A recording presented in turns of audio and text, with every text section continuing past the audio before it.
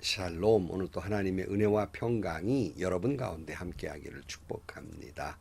묵상의 말씀을 통해서 오늘도 나에게 주시는 하나님의 음성을 듣는 은혜로운 시간이 되기를 축복합니다. 이 시간 하나님께서 우리에게 허락해 주신 말씀은 열왕기하 14장 1절에서 16절 말씀입니다. 이스라엘 왕 여호아스의 아들 여호아스 제2년에 유다 왕 요아스의 아들 아마샤가 유다 왕이 되었다. 그는 25살에 왕위에 올라 예루살렘에서 29배 동안 다스렸다. 그의 어머니 여호와따는 예루살렘 태생이다. 아마샤는 주님께서 보시기에 올바른 일을 하기는 하였으나 그의 조상 다윗만큼은 하지 못하였고 아버지 요아스가 한 만큼 하였다. 그리하여 산당은 제거되지 않은 채로 백성은 여전히 산당에서 제사를 드리며 분향하고 있었다. 왕권을 확고하게 장악한 다음에 아마샤는 부왕을 살해한 신하들을 처형하였다. 그러나 그는 처형하는 신하의 자녀는 죽이지 않았다. 그것은 모세 율법서에 기록된 말씀을 따른 것이다. 거기에는 아버지가 자녀 대신에 처형되어서도 안 되고 또 자녀가 아버지 대신에 처형되어서도 안 된다. 오직 각 사람은 자신이 지은 죄에 따라 처형돼야 한다고 하신 말씀, 주님의 명령이 있다.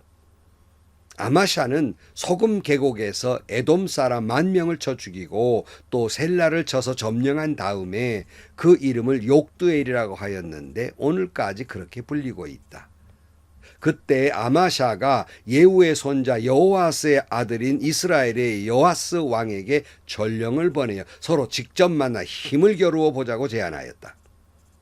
이스라엘의 여호아스 왕은 유다의 아마샤 왕이 사람을 보내어 이렇게 회답하였다. 레바논의 가시나무가 레바논의 백향목에 전가를 보내어 백향목의 딸 며느리로 달라고 청하는 것을 보고 레바논의 들짐승이 지나가다가 그 가시나무를 짓밟은 일이 있다. 내가 에돔을 쳐서 이기더니 너무 오만해진 것 같다. 차라리 왕궁에나 머물면서 내게 누리는 영화를 만족하게 여겨라. 어찌하여 너는 너 자신과 유다를 함께 멸망시킬 화근을 스스로 불러들이느냐. 그러나 아마샤가 끝내 듣지 않자 이스라엘의 여호아스 왕이 올라와서 유다 왕 아마샤를 맞아 유다의 영토인 베세메스에서 대치하였다.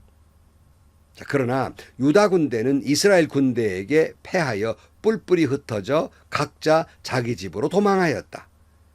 이스라엘의 요아스 왕은 베세메스에서 아하시아의 손자며 요아스의 아들인 유다의 아마샤 왕을 사로잡아서 예루살렘으로 들어왔다. 그는 예루살렘 성벽을 에브라임 문에서부터 성 모퉁이 문에 이르기까지 400자를 허물어 버렸다.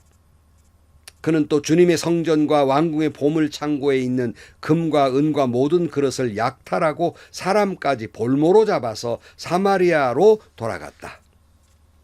여호아스의 나머지 행적과 그가 누린 권세와 그가 유다의 아마샤 왕과 싸운 일에 관한 것은 이스라엘 왕 역대지략에 기록되어 있다. 여호아스가 죽으니 사마리아에 있는 이스라엘 왕들의 묘실에 안장하였고 그의 아들 여로보암이 그의 뒤를 이어 왕이 되었다. 아멘. 자, 오늘은 우리의 시선을 다시 남유다로 돌리게 됩니다. 요시아가 성전을 수리하고 남유다의 헐어버린 신앙을 회복하기에 힘씁니다. 성전을 잘 수리하는데 회개 감사가 필요 없을 정도로 잘 순탄하게 이루어집니다. 그러나 그 신하들의 역모에 의해서 그가 살해당하고 말지요. 남유다는 요시아 왕을 이어서 그 아들 아마샤가 왕이 됩니다. 25살 나이에 왕위에 올라서 29회 동안을 다스리게 됩니다.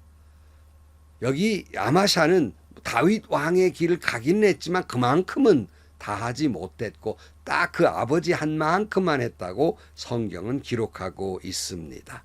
왜 그렇게 말하냐면 아버지처럼 이 아마샤도 산당을 제거하지 못한 거예요. 오늘 본문 4절 말씀에 그리하여 산당은 제거되지 않은 채로 백성은 여전히 산당에서 제사를 드리며 분향을 하고 있었다. 이렇게 말씀하고 있어요.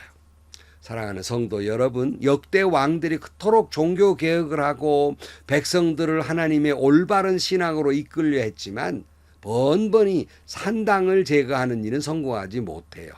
그만큼 뿌리 깊게 박혀 있는 그들의 그 모습을, 신앙을 되돌리기가 참 어려운 것이었습니다. 그럼에도 불구하고 지난 시간에 말씀을 나눈 것처럼 여러분, 혹시라도 우리 안에 있는, 나 자신에게 있는 혹 불신앙의 산당은 없습니까? 그 산당을 제거하기를 축복합니다. 죄는 이름이라도 기억하지 않는 그런 신앙이 되기를 축복합니다. 자, 아마샤는 이제 좀 정비를 한 다음에 자기 아버지를 죽인 신하들을 처형을 합니다. 그러나 그 자녀는 죽이지 않았다 그랬어요. 그것은 율법에 있기 때문이다. 그런 말이죠. 6절 말씀을 보면 그러나 그는 처형한 신하의 자녀는 죽이지 않았다. 그것은 모세 율법서에 기록된 말씀을 따른 것이다. 거기에는 아버지가 자녀 대신에 처형되어서도 안 되고 또 자녀가 아버지 대신에 처형되어서도 안 된다. 오직 각 사람은 자신이 지은 죄에 따라 처형돼야 한다 하고 하신 주님의 명령이 있다 그랬어요. 여러분, 아마샤가 그 피맺힌 피의 보복을 하는 순간에도 아마샤는 이성을 잃지 않습니다. 신앙을 놓지 않았다는 거예요. 말씀의 끈을 놓지 않았다는 겁니다. 율법에 기록된 말씀을 기억하고 그 명령에 순종하고 있습니다.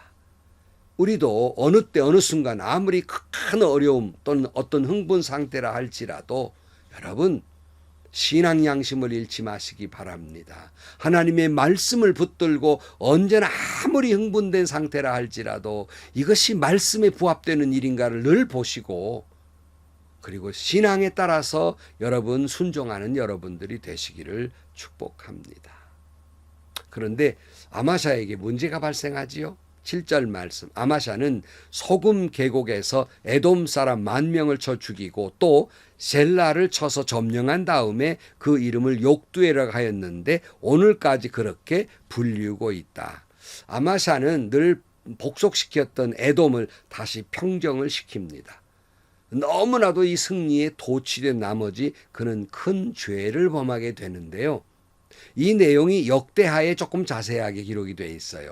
역대하 25장에 보면 14절 이하에 아마샤는 에돔 사람을 학살하고 돌아오는 때에 세일 자손의 신상들을 가져와서 자기의 신으로 모시고 그것들 앞에 경배하며 분향하였다. 이 일로 주님께서 아마샤에게 크게 진노하셔서 예언자 한 사람을 보내니 그가 가서 아마샤에게 말하였다. 이 신들은 자기들을 섬기는 그 백성들을 임금님의 손에 건져내지도 못하였는데 임금님께서는 이 신들에게 비신이 어찌 된 일입니까? 예언자가 이렇게 말머리를 꺼내는데 왕이 그의 말을 가로막으면서 우리가 언제 너를 왕의 고문으로 추대하였느냐? 맞아 죽지 아니하거든 그쳐라 하고 호통을 쳤다. 그러자 예언자는 이렇게 말하고 그쳤다. 임금님께서 나의 충고를 받지 않고 이렇게 하시는 것을 보니 하나님께서 임금님을 망하게 하시기로 결심하셨다는 것을 이제 알 것 같습니다. 에돔을 평정하고 승리하니까 이게 보이는 게 없는 거예요. 그리고는 에돔 사람이 섬겼던 신상을 가져와서 자기의 신이라 그러고 거기에 절을 한 겁니다. 아니 자기 아버지를 죽인 그 신하들을 죽이는 피의 보복에는 그 이성을 잃지 않았어요. 신앙이 흔들리지 않았다고요. 그런데 전쟁에서 승리하자 이성을 잃은 거예요. 신앙 양심을 잃은 거예요. 믿음의 길에 벗어나 우상을 숭배하고 만 겁니다. 얼마나 잘못됐냐. 하나님이 그를 돌이키기 위해 예언자를 보냈잖아요. 그랬더니 내가 언제 너를 우리의 고문으로 봤냐? 시끄럽다 하는 거예요. 맞아 죽지 않으면 조용하라는 겁니다. 하나님의 말씀도 소용이 없는 사람이 되고 말았어요. 얼마나 무서운 일입니까? 오늘 본문으로 돌아가서 8절 말씀에 그때에 아마샤가 예후의 손자여 요아스의 아들인 이스라엘의 요아스 왕에게 전령을 보내어 서로 직접 만나 힘을 겨루어 보자고 제안하였다. 이게 교만이 이제 교만할 때래. 하나님의 말씀, 예언자의 말씀도 소용없고 급기야는 북이스라엘에게 힘겨루어 보자는 말은 전쟁하자는 거예요. 아니 전쟁하자는 겁니다. 아무리 북이스라엘의 국력이 약화됐다 할지라도 남유다가 덤빌 대상은 아니에요. 왜냐하면 북이스라엘은 10지파고 남유다는 2지파예요. 이게 게임이 안 되는 일이에요. 근데 얼마나 교만해졌냐. 이거 소용없고 이제 한번 겨루어 보자는 겁니다. 이에 따라 여호와스가 회답을 해요. 점잖게 나무라는 거지요. 9절 말씀.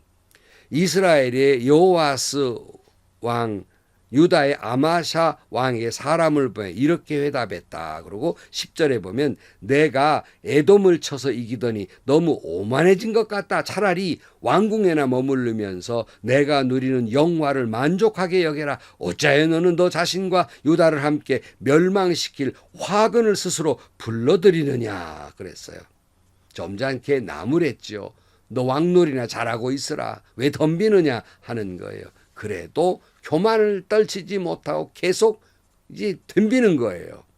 그래서 11절 말씀. 그러나 아마샤가 끝내 듣지 않자 이스라엘의 여호와스 왕이 올라와서 유다 왕 아마샤를 맞아 유다의 영토인 베세메스에서 대치하였다. 그러나 유다 군대는 이스라엘 군대에게 패하여 뿔뿔이 흩어져 각각 자기 집으로 도망하였다.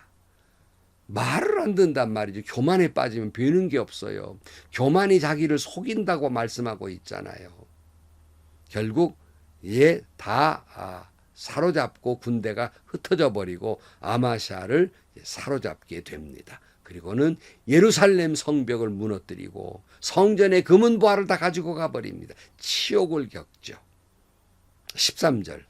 이스라엘의 여호아스 왕은 베세메스에서 아하시아의 손자의 요아스의 아들인 유다의 아마샤 왕을 사로잡아서 예루살렘으로 들어왔다. 그는 예루살렘 성벽을 에브라임 문에서부터 성 모퉁이 문에 이르기까지 400자를 허물어 버렸다. 그는 또 주님의 성전과 왕궁의 보물 창고에 있는 금과 은과 모든 그릇을 약탈하고 사람까지 볼모로 잡아서 사마리아로 돌아갔다 그랬어요.